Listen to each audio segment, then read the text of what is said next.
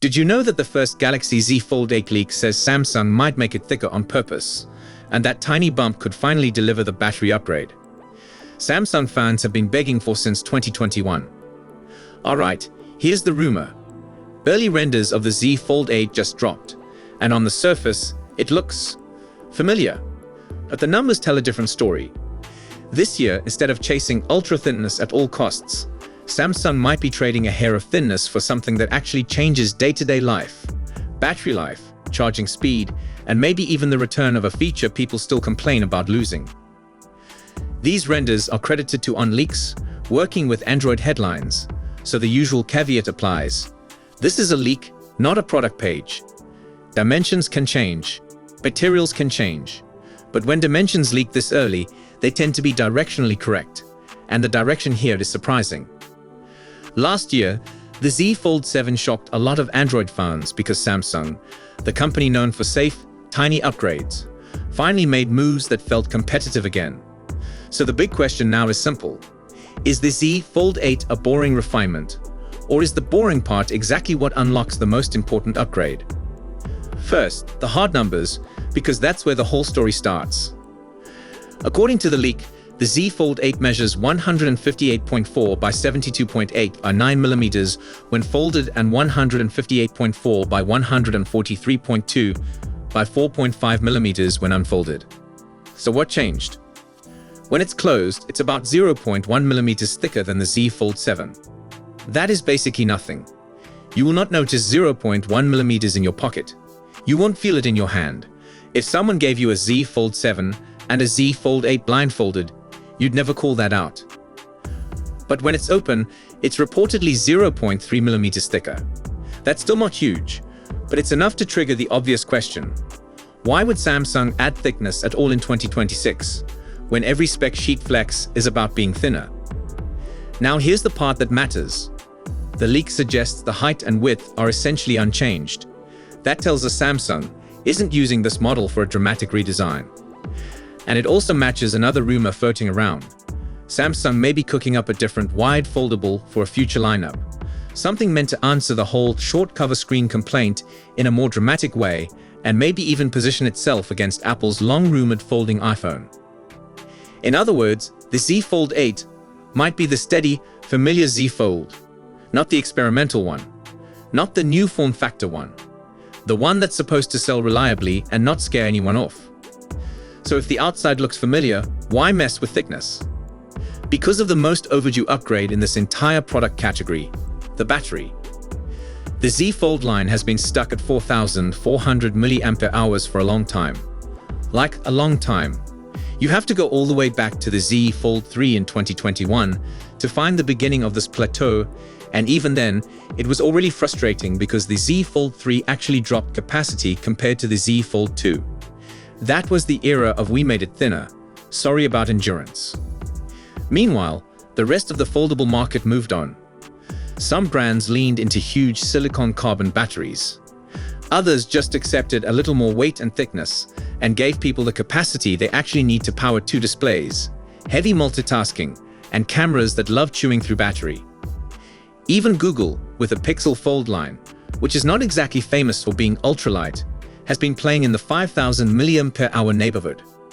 The Pixel 10 Pro Fold is rumored around 5,015.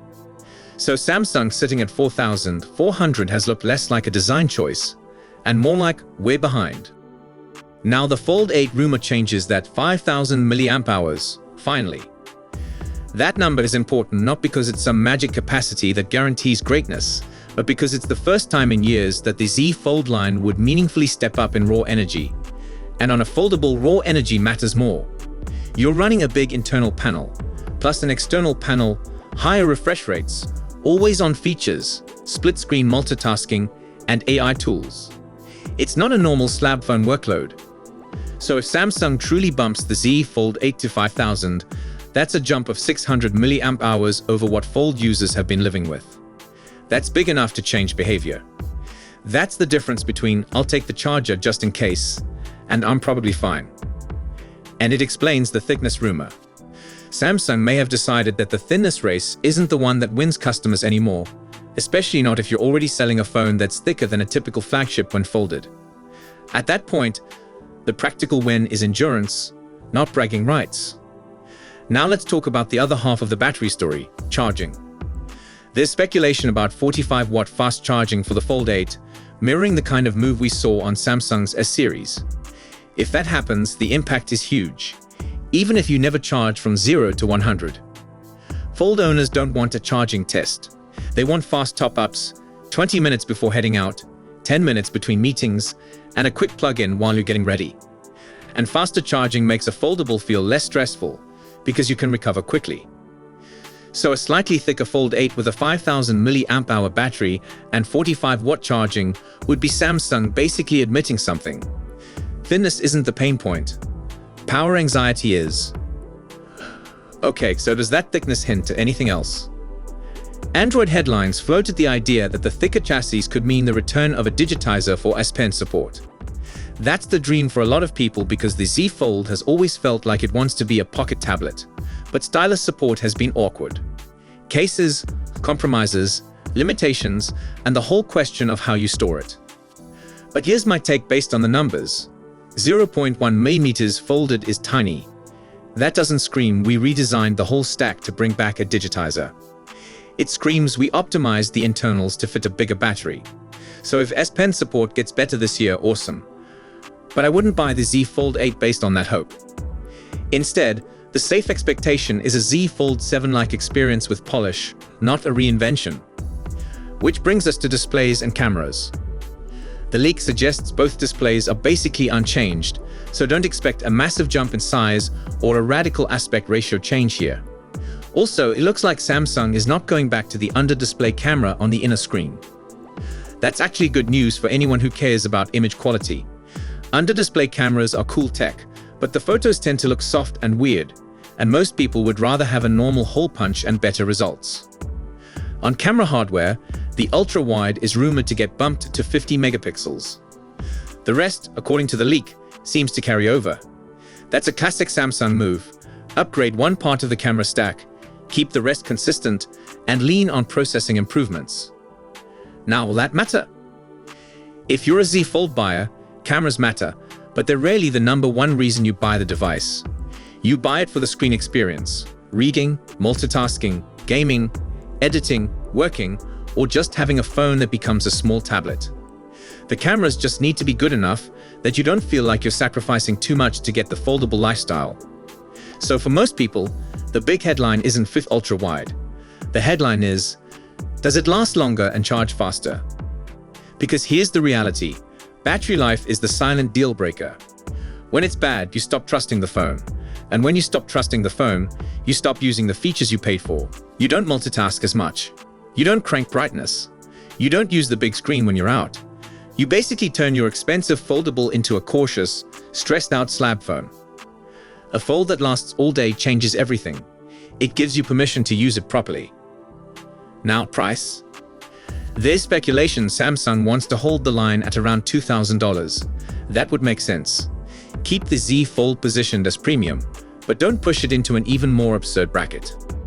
But we're also living in a world where component costs swing, tariffs happen, memory prices jump, and companies make decisions late.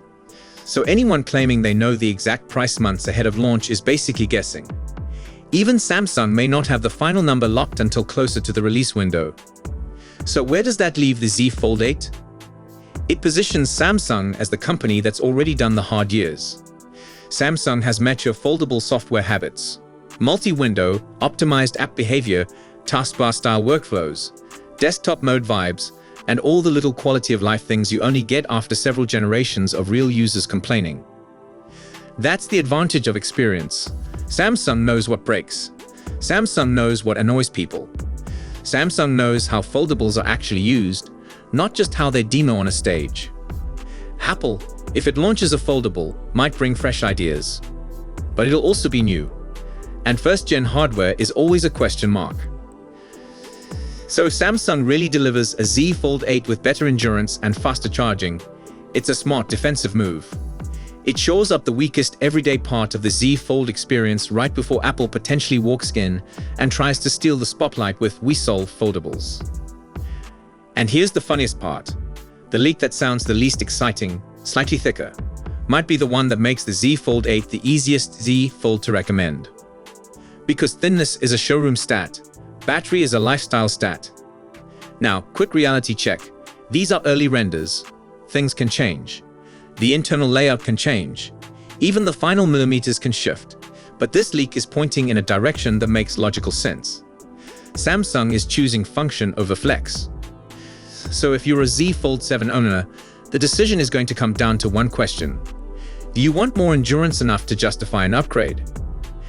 And if you're on an older Z Fold, Z Fold 4, Z Fold 5, or Z Fold 6, this could be the upgrade year where the daily annoyances finally fade. Fewer low battery moments, fewer emergency top-ups, and more confidence using the big screen the way it was meant to be used. That's the rumor story of the Fold 8 in one line. It might be barely thicker, but it could feel dramatically less fragile in your routine. If you want, I can do a follow-up the moment we get the next leak. Full spec roundup, what's likely versus what's wishful thinking, and whether this battery jump is enough to make the Z Fold 8 the one to buy.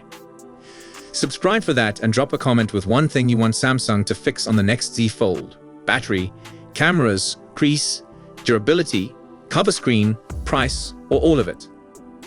Do you think Samsung should keep chasing thinness, or should they lean into bigger batteries and faster charging, even if it adds a little bulk? I want your take, because the best foldable is the one you can actually trust all day, not the one that wins a spec sheet beauty contest. See you in the next one, and thanks for watching.